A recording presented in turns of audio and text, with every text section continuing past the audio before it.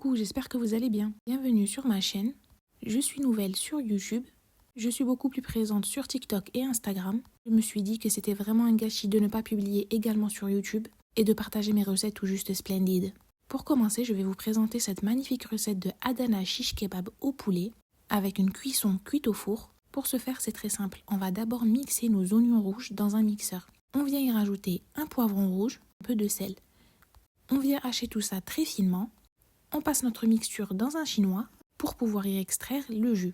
Pour ce faire, je vais me munir de ma maryse et je vais appuyer dessus pour que le jus sorte. Également dans mon mixeur, je viens y mixer 500 g de blanc de poulet. Il faut vraiment le hacher très finement comme ceci.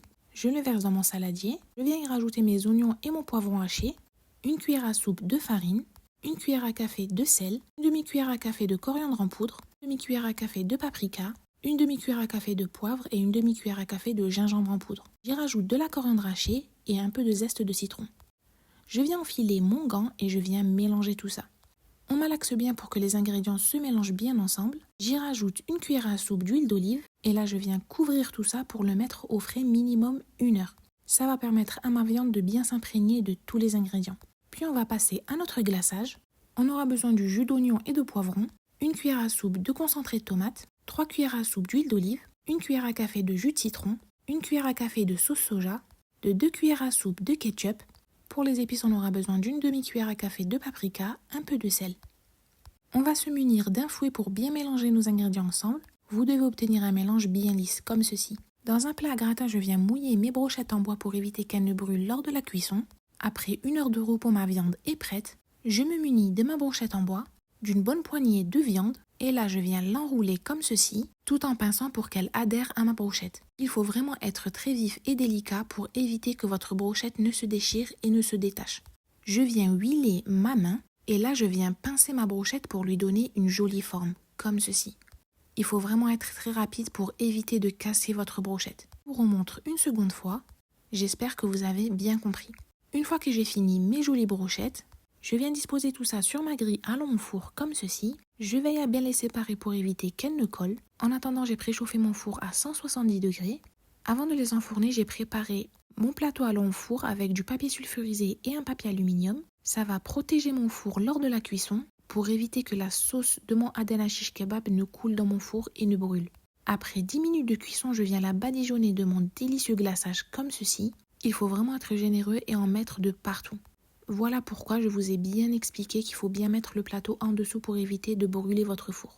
J'ai mis mon four en mode grill et j'enfourne tout ça de nouveau 10 minutes. En attendant, j'ai préparé une délicieuse salade pour aller avec à base de tomates, coriandre, oignons rouges, un peu d'huile d'olive, un peu d'huile de citron, du sel, du poivre et un peu de cumin. Regardez-moi ça, elle était vraiment très très bonne. 10 minutes se sont écoulées, je viens retirer tout ça et je viens de nouveau les badigeonner de mon délicieux glaçage. À ce moment-là, je viens les retourner. Je badigeonne de nouveau ce côté-ci, puis je viens les enfourner de nouveau 10 minutes. En tout, vous aurez besoin de 30 minutes de cuisson. Pour aller avec, j'ai acheté du pain à faritas. Je dispose mes galettes sur mon plateau à long four. Je l'ai également protégé de papier aluminium et de papier sulfurisé. Je badigeonne mes galettes de mon glaçage également. Ça va leur donner un goût tout juste splendide. Je les enfourne environ 5 minutes juste pour qu'elles se préchauffent. En attendant, mes brochettes sont prêtes. Et maintenant, il n'y aura plus qu'à dresser tout ça. Je viens tapisser mon fond de plat avec du persil. Si vous n'aimez pas ça, n'hésitez surtout pas à le remplacer par de la salade. Pour retirer ma viande de la brochette, je viens utiliser du pain pour tacos. Ça va protéger vos mains et éviter de vous brûler. Je dispose tout ça par-dessus mon persil. Au niveau des coins, je viens y mettre ma salade que j'ai préparée au préalable. Et pour déguster tout ça, rien de plus simple.